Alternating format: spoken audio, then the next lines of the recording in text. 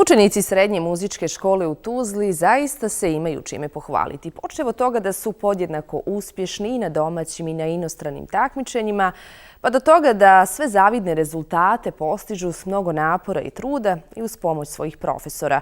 Svi ti rezultati i uspjesi su još značajniji, pogotovo kada se u obzir uzme činjenica da nastavu pohađaju u posuđenim prostorijama bez adekvatnih uslova za rad.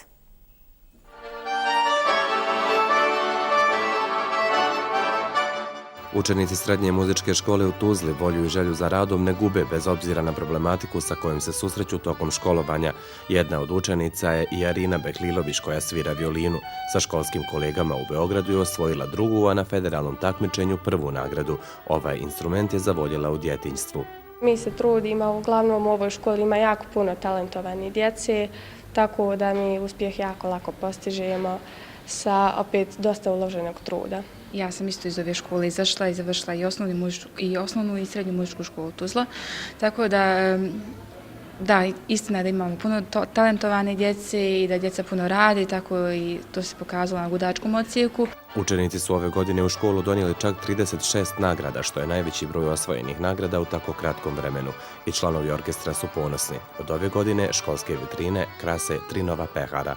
Išli smo u Beograd, osvojili smo prvu nagradu, išli smo u Travnik, isto smo tako osvojili drugu nagradu i išli smo u Gljevik, osvojili smo prvu nagradu. I ja sam sa svojim drugom Verbijom išao u Beograd, osvojili smo prvu nagradu i u Gljeviku drugu nagradu.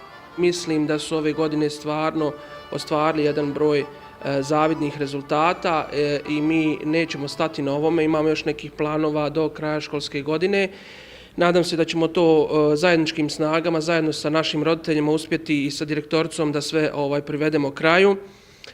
Još jednom da kažem da sam veoma ponosan. Sve rezultate učenici postižu pohađajući nastavu u skučenim prostorijama bez adekvatnih uslova u zgradi gdje su smještene 3 škole pod jednim krovom. S obzirom na okolnosti kakvim se uvjetima radi i da imamo jako malo prostora, ovo su veoma zapaženi rezultati i trebamo se ponositi time. I moj neki utisak je da kako je takmičenje odmiče i kako smo zreli, da je to sve jednostavnije. Pored svih teškoća s kojima se susreću, marljivi učenici se ne predaju. Stoga ne čudi ni činjenica da su po vrednovanju škola na području Tuzlanskog kantona na drugom mjestu, odmah nakon medrese. Ova škola je prije 2 godine ostala bez uglednog profesora muzike i dirigenta Čestmira Mirka Dušeka, čije ime danas nosi.